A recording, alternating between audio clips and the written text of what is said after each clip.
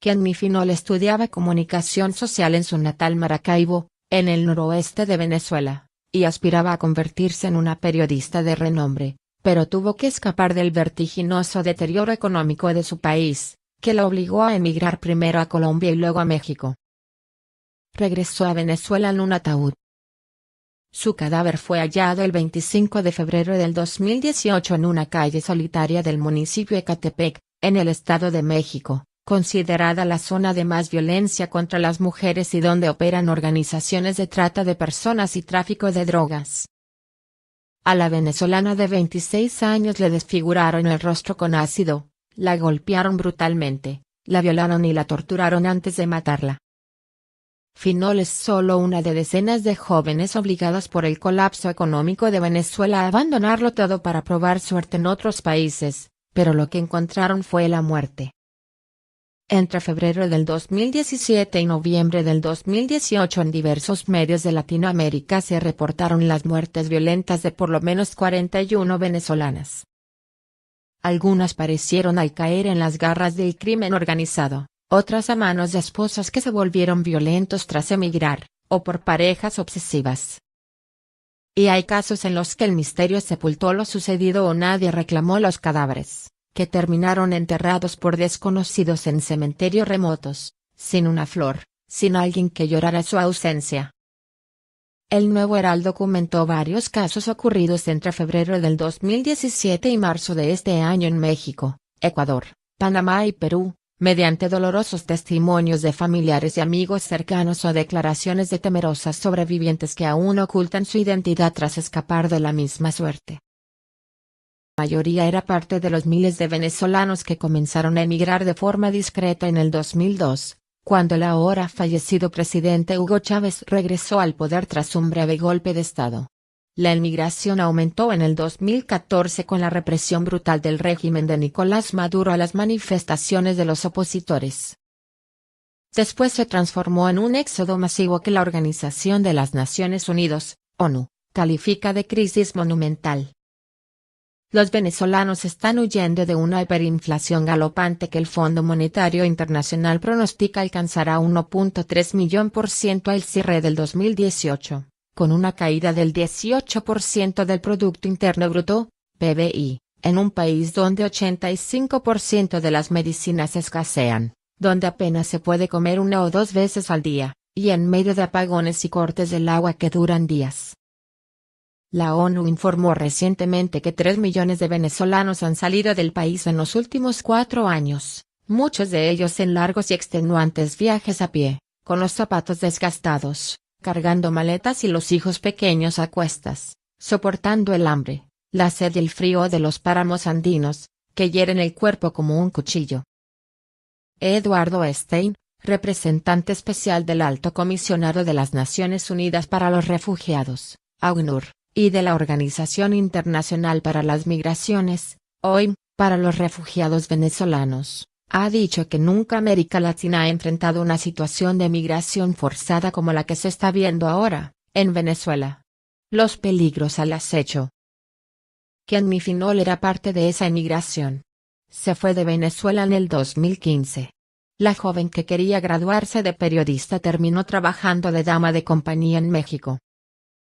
Se anunciaba como la muñeca más cara de la vitrina en zonadivas.com, uno de los portales de escorts más conocidos de México, que usaba una red de explotación sexual hasta que fue cerrado en abril de 2018, después de una cruzada de las autoridades mexicanas contra los delincuentes que lo manejaban.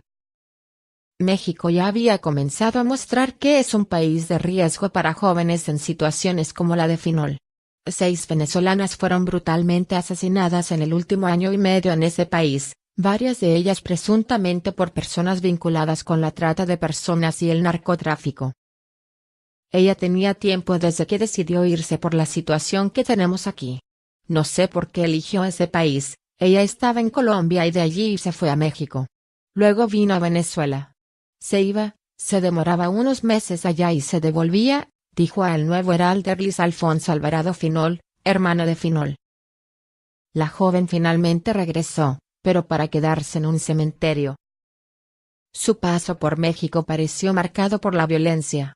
Meses antes que la mataran, la joven de cabello rubio y ojos verdes supuestamente recibió una salvaje golpiza de su presunta pareja, identificada por el hermano de Kenny como Brian Mauricio González, apodado El Pozole, y a quien responsabiliza del asesinato de su hermana.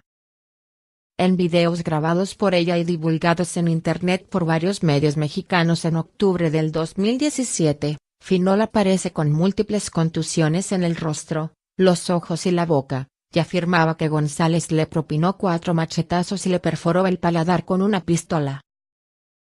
Alvarado Finol comentó que su hermana dijo que el comportamiento de su novio era horrible, y medios de comunicación mexicanos lo identificaban como un presunto sicario y supuesto miembro de un cartel de las drogas. Supuestamente eran pareja hace tiempo y mi hermana se dio cuenta en lo que andaba él, detalló el hermano de la venezolana. Los familiares de Finol dijeron que no tienen información sobre la investigación del asesinato de la joven. Yo no he tenido una respuesta oficial del Estado de México. Nada. No sé nada. No me han dado respuesta, afirmó Mireya Finol, madre de Kenny, en una entrevista con El Nuevo Herald.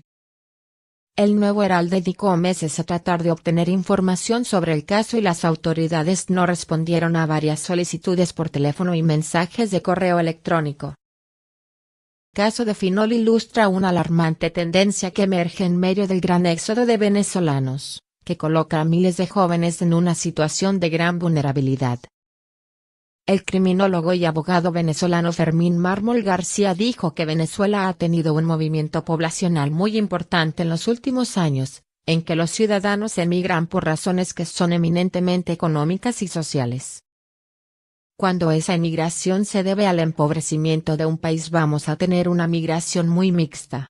Por un lado, profesionales, pero también un movimiento poblacional que está dispuesto a todo. Y cuando uno está dispuesto a todo es factible que la trata de personas se haga presente, explicó en una entrevista desde Caracas. Una venezolana que logró escapar de los maltratos, amenazas y secuestros en México cuando trabajaba de escort reveló El Nuevo Herald que soportó esa situación por su bebé y por la necesidad que tenía. Relató los detalles de la experiencia a cambio del anonimato, para evitar que sus antiguos verdugos la identifiquen. El miedo todavía la persigue. Decidió emigrar a México cuando la contactó una compatriota con quien había vivido en Venezuela y que fue una de las venezolanas asesinadas en ese país. Ella me contactó con una mujer que me tenía como trata de blancas. Me hacía trabajar como perra y ni plata, dinero, ni comida, hasta que me le escapé. Hasta el pasaporte me tenía retenido. Luego vinieron las amenazas, contó la joven oriunda del estado Lara, en el centro occidente de Venezuela. La joven trabajó durante 1 mes y medio bajo el mando de esa mujer, que ella asegura es colombiana. Le cobró $5.200 por el pasaje a México, todo el dinero que ganó en el tiempo que trabajó con ella. No me dejaban salir, me tenían encerrada en una casa. Yo trabajaba casi que 24 horas al día. Solo te dan un día libre después de 15 días de trabajo. Te amenazan con que te van a cancelar el pasaporte y lo hacen. Te amenazan de muerte. En fin, todo lo que pueda dar miedo. Te dicen que si no cumples tu familia lo paga, detalló. En una ocasión le dio 15,000 pesos mexicanos, unos $780, a las personas que la supervisaban para que se los enviaran a su familia y el dinero nunca llegó. Por eso decidió escaparse. Lo planeó en su día libre. Se fue a un hotel que pagó con las propinas que recibía. Luego la mujer venezolana que la había convencido de viajar a México la ayudó a huir. Casos como estos se han vuelto cada vez más comunes, según los expertos. Los venezolanos, en un intento de salvaguardarse a sí mismos y a sus familiares, se han expuesto durante su proceso migratorio a distintas redes locales y globales de trata y tráfico de personas. Según un informe del Observatorio de Delito Organizado, DOT, y Paz Activa de Venezuela, en asociación con la Embajada del Reino Unido en ese país, publicado en marzo pasado. Luis Cedeño, director ejecutivo del DOT, dijo que las redes de trata de personas se han montado sobre los flujos migratorios de los venezolanos y en Venezuela hay quienes se llevan a los emigrantes muchas veces a otros países bajo ofertas engañosas. Empacar la esperanza y los sueños. También hay casos de jóvenes que decidieron probar suerte por su propia cuenta. Empacaron sus esperanzas y sus sueños y emprendieron viaje hacia donde pensaron que encontrarían un lugar donde trabajar, continuar sus estudios, y desde allí ayudar a los familiares que dejaron en el caos de una Venezuela que una vez fue receptora de migrantes, vivió una bonanza petrolera y que gran parte de su población era de clase media profesional hasta que se implantó el llamado socialismo del siglo XXI. Lorena Marina Cardoso, de 21 años, fue una de ellas. Se despidió de su humilde familia en Chivacoa, estado Yaracuy, en la zona centro-norte de Venezuela, y partió hacia Manta, Ecuador, en septiembre del 2017. En ese país dos primas le dieron albergue. La joven, que parecía alegre y entusiasta con su nuevo destino, a juzgar por las fotos que publicaba en Facebook, pronto se encontró con la dura realidad que viven muchos de sus compatriotas que han emigrado, tener que vender golosinas, empanadas o flores en las calles para sobrevivir. Su zona de trabajo era el malecón de Manta, en Playa El Murciélago, un lugar donde hay bares llamados kioscos y es muy popular entre la comunidad de venezolanos que residen en esa ciudad ecuatoriana. Cardoso desapareció días antes de la fecha en que planeaba regresar a su país para asistir a su acto de graduación como ingeniera comercial. Su cadáver fue hallado el 17 de marzo en un camino poco transitado. La autopsia determinó que se ahogó con su propio vómito. El cuerpo no tenía señales de violencia, pero se desconoce cómo apareció en ese lugar y quién la trasladó ahí.